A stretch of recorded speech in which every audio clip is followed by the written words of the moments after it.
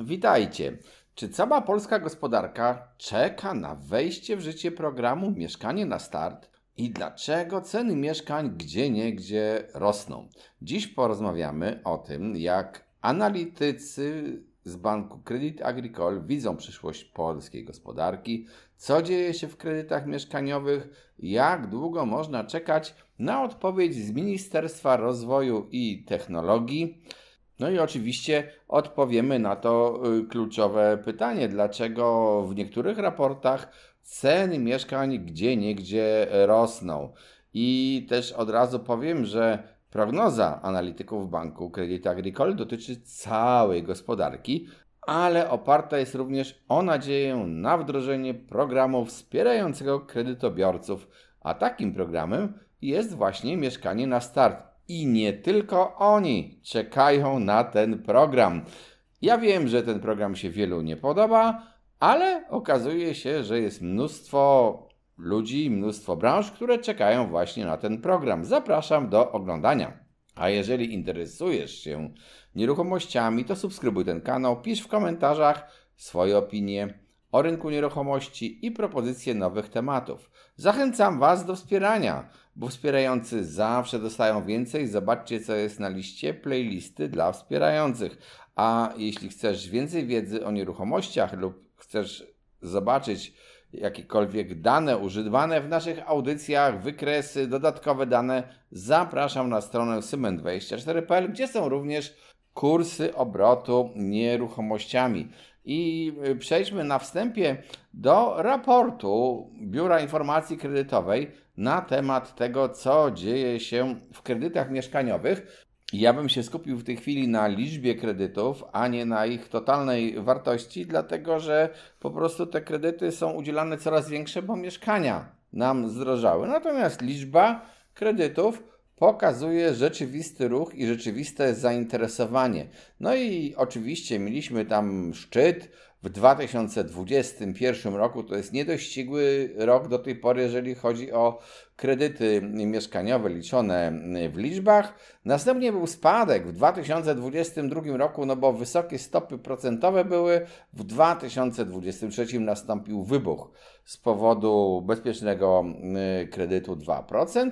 No i odkąd ten program się skończył, no to w zasadzie można powiedzieć, mamy zjazd i przez kilka nawet miesięcy, marzec, kwiecień, maj, wróciliśmy dokładnie do tych samych poziomów, które były w 2022 roku, żeby w czerwcu 2024 jednak nie zanotować takiego spadku, jaki był w 2022 roku.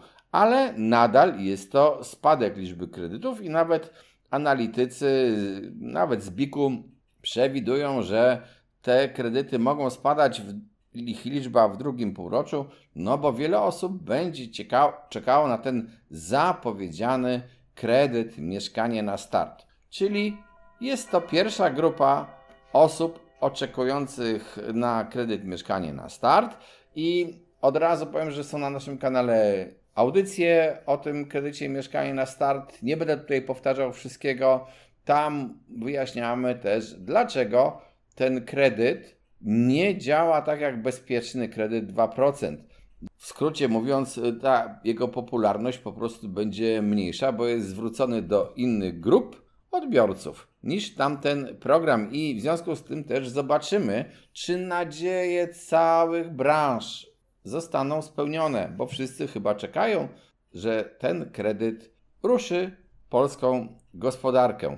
Zobaczmy, jak wygląda w ogóle analiza banku Crédit Agricole, jego analityków. I można powiedzieć tak, oczywiście oczekują analitycy na dane ze strefy euro, ze strefy Niemiec. Spodziewają się, że tempo wzrostu w strefie euro utrzymało się na poziomie 0,3% w drugim kwartale, tak samo jak w pierwszym. I takie stabilne tempo może być zgodne z badaniami PMI za drugi kwartał. Ponadto analitycy tego banku oczekują, że publikacja danych o inflacji w strefie euro będzie miała lekko negatywny wpływ na kurs złotego i ceny polskich obligacji. podczas gdy dane o PKB z Niemiec i strefy euro będą neutralne dla rynków finansowych. Ale dowiedzmy się, co jest w budownictwie i tutaj analitycy informują, że dynamika produkcji budowlano-montażowej spadła w czerwcu tego roku, rok do roku, aż o 8,9% i wynik jest ten gorszy od oczekiwań rynkowych, które wynosiły minus 4,6%, a prognozy Agricole było minus 5,5%. Krótko mówiąc, po uwzględnieniu czynników sezonowych produkcja spadła o 2,1%.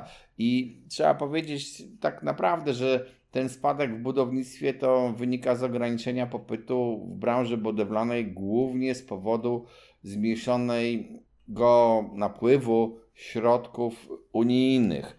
To po prostu te właśnie budowy finansowane ze środków unijnych najbardziej ucierpiały.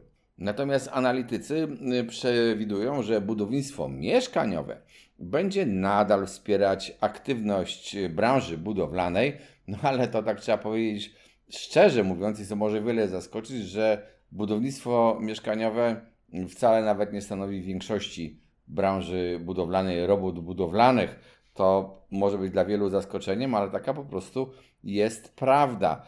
I dlaczego liczą na to budownictwo mieszkaniowe?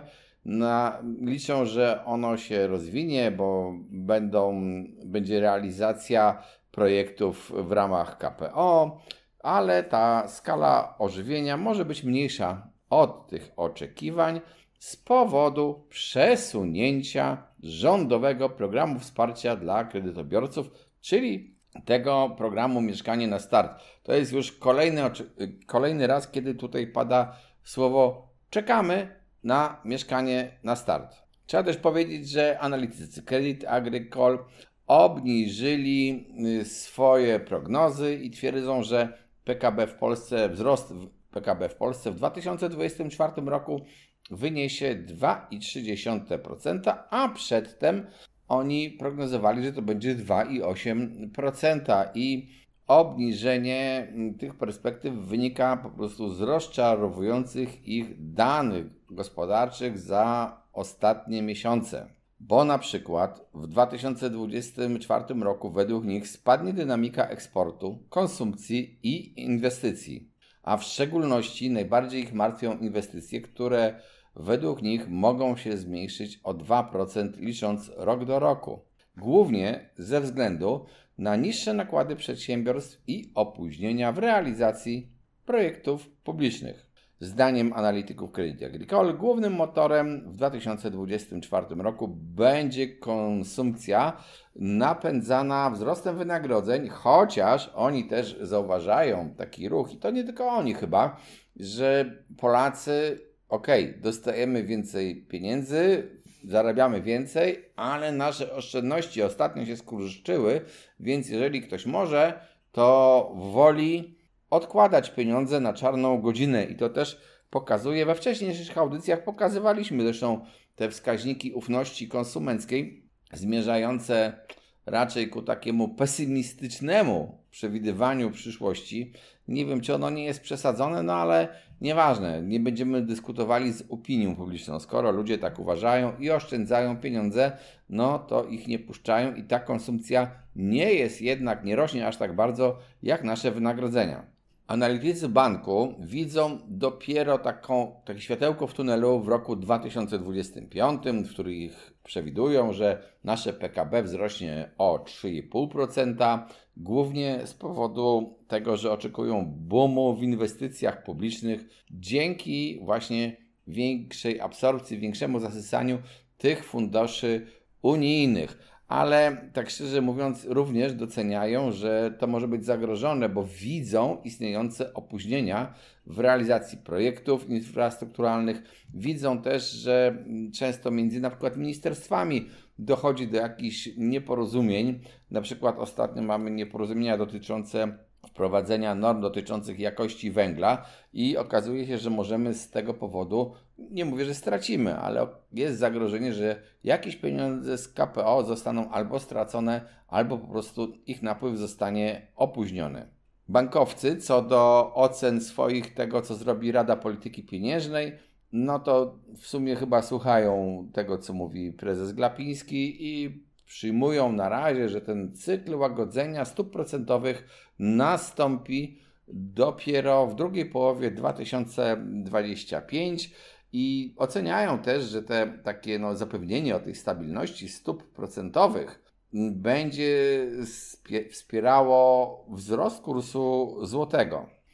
Krótko mówiąc, można powiedzieć, że ich opinia co do przyszłości jest taka mieszana. Z jednej strony trochę optymizmu, ale widzą również zagrożenia związane z tym, co dzieje się w polskiej gospodarce oraz w związku z tym, co dzieje się z zasysaniem środków z Unii, z KPO na przykład. Jak widzimy, na wejście w życie programu mieszkaniowego kredytu na start czekają banki, czekają analitycy bankowi i według nich nawet czeka cała gospodarka, bo ten program ma niby ruszyć polską gospodarkę, chociaż tak szczerze mówiąc ten program to jest takie wrzucenie stosunkowo małej liczby pieniędzy, małych kwot, a spodziewamy się, że te małe kwoty, bo to są tylko przecież dopłaty do kredytów tak naprawdę, a to nawet nie jest wspieranie kredytów, nie jest wspieranie budownictwa i finansowanie jakichś budów, co byłoby znacząco droższe.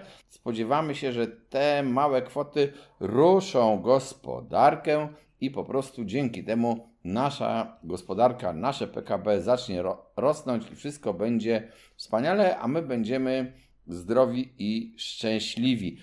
Wiele osób, trzeba powiedzieć, krytykuje ten program, ponieważ obawia się tego, że on podobnie jak bezpieczny kredyt 2% rozkręci ceny mieszkań i będziemy mieli kolejną zwyżkę. Czy tak musi być? No i tak i nie. Na razie zresztą co do cen transakcyjnych nieruchomości to widzimy takie wahania i tak szczerze mówiąc zależy kto w jakim fragmencie rynku siedzi i jaki rynek obserwuje. Czekam też na dane, które wkrótce mam nadzieję przedstawi Narodowy Bank Polski. Dane o cenach transakcyjnych. Oni te ceny zbierają z ankiet od deweloperów, od pośredników i to są takie jeszcze nie takie dane jak GUS-owskie, ale zawsze one coś mówią. Natomiast w branży widać też i wśród osób, które handlują nieruchomościami, że po prostu transakcje spowolniły, że dłużej się szuka nabywcy, że jest tych transakcji mniej, że są ceny ofertowe, które można powiedzieć nawet widać, że gdzieniegdzie spadają, że jeżeli ma dojść do transakcji, to też te negocjacje powodują, że sprzedający więcej opuszcza sceny niż robił to kiedyś, ale też z drugiej strony niektórzy na rynku na przykład pierwotnym raportują, że ceny transakcyjne rosną. Rosną powoli, miesiąc do miesiąca, kwartał do kwartału, ale jednak rosną. I czym można wytłumaczyć taką zagadkę? Nie ma bezpiecznego kredytu, 2%, nie ma tego parcia. Kredytów udzielanych jest znacząco mniej, a jednak ceny nieruchomości rosną. Nie wszędzie oczywiście rosną, ale rosną na przykład na rynku pierwotnym gdzieniegdzie. Podkreślam słowo gdzieniegdzie. Z czego może wynikać taki paradoks? Z dość prostego faktu, tego, że dzisiaj jest inna struktura nabywców mieszkań niż była jeszcze parę miesięcy temu. Wtedy bardzo dużą grupę osób stanowili ci, którzy kupowali właśnie na ten dotowany kredyt, bezpieczny kredyt 2%. I wbrew pozorom, to nie były zakupy dokonywane przez bogaczy, to robili ludzie, którzy po prostu często dzięki temu kredytowi uzyskali szansę kupienia mieszkania i nie rzucali się na najdroższe mieszkania. Ceny mieszkań rosły, na tym oni cierpieli, ale generalnie rzecz biorąc badania wskazują, że bardzo często wybierali te tańsze mieszkania, te tańsze lokalizacje w porównaniu z innymi, bo chcieli kupić jak najwięcej metrów za to, co mogą kupić za swoje pieniądze i w tym właśnie kredycie, który będą mogli spłacać. Więc można powiedzieć, zachowali się dosyć racjonalnie i wcale to nie był jakiś taki rozrzutności po stronie osób kupujących mieszkania w programie Bezpieczny Kredyt 2%. Teraz, skoro ta grupa ubyła i zostali na rynku tylko ci, którzy mogą kupić za gotówkę, czy to mieszkanie na wynajem, czy to dla siebie, czy też mogą kupić za gotówkę i trochę kredytu, ale wziętego na zasadach komercyjnych, czyli przy tym wysokim oprocentowaniu, to wskazuje na to, że bardzo często są to ludzie majętniejsi, po prostu. I oni z natury rzeczy wybierają bardziej atrakcyjne miejsca, bardziej atrakcyjne rodzaje budynków i tym samym można powiedzieć, że oni wybierają takie nieruchomości, w których średnia, później przeliczona średnia cena metra kwadratowego jest wyższa niż była wtedy. I krótko mówiąc, mamy sytuację taką: mniej transakcji, mniejsza liczba transakcji, ale kupowane są te mieszkania właśnie droższe. Droższe nawet w cenie metra kwadratowego i dlatego ta cena metra kwadratowego notowana w transakcjach na niektórych rynkach, podkreślam, i w niektórych miejscowościach, nie we wszystkich, może wydawać się wyższa, może wydawać się, że rośnie. Po prostu to jest magia statystyki.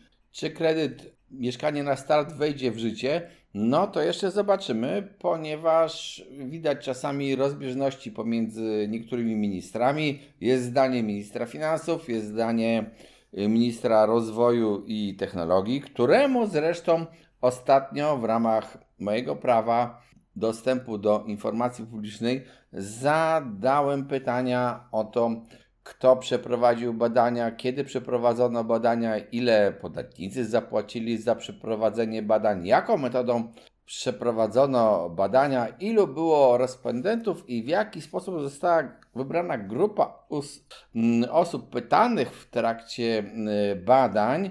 No i tam jeszcze parę innych pytań dotyczące jego podobno, przynajmniej tak dziennikarze powiadają, twierdzenia o tym, że w dostępie do mieszkań, tak już parafrazując ministra, ważniejsze jest to, ile wynosi oprocentowanie kredytów, a właściwie zdolność kredytowa, a nie ile wynosi cena metra kwadratowego.